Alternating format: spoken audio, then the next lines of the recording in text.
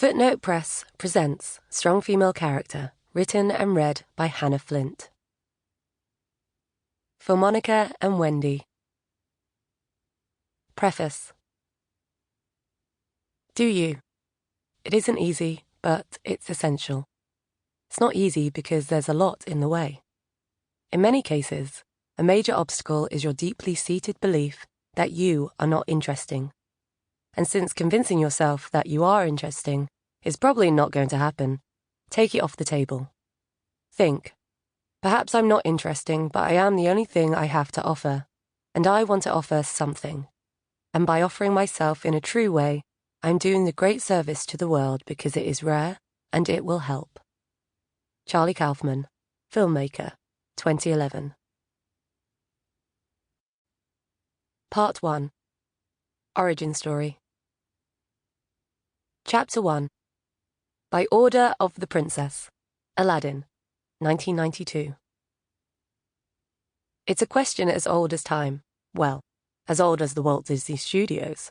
Which Disney princess are you has been a formative inquiry for most little girls around the world, long before it became a BuzzFeed quiz.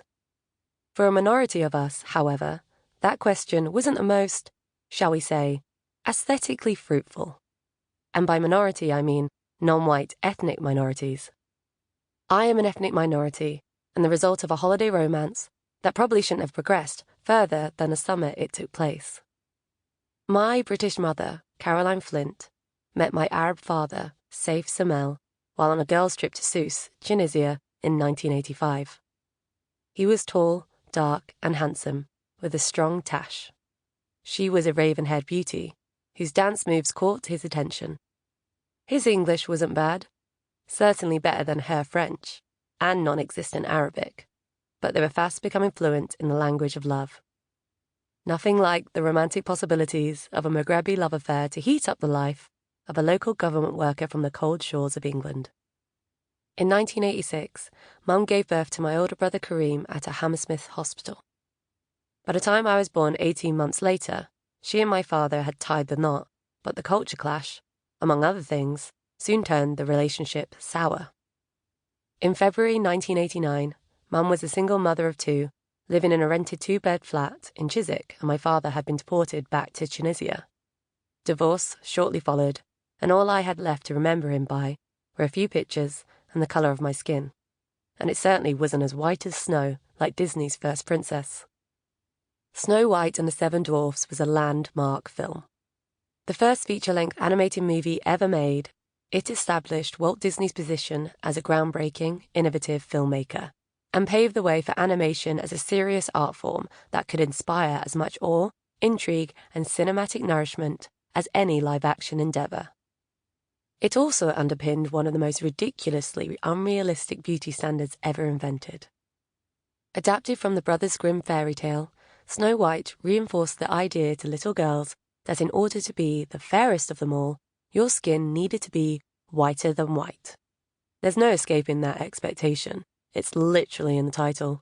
And since 1937, generation after generation of young girls of colour watching that film and its various live-action adaptations have been indoctrinated with the idea that their darker skin tone is ugly in comparison.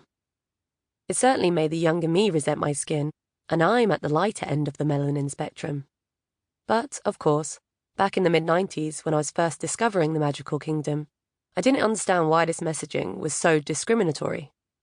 I only saw Snow White and the alabaster princesses that would follow as aspirational.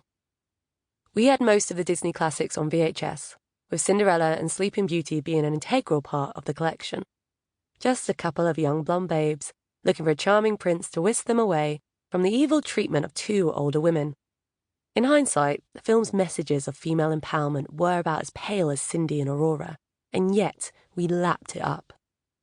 Every time Mum or I popped those videos in the VCR, I felt a contact high as I sang along and absorbed this particularly addictive brand of fairy tale romance and femininity.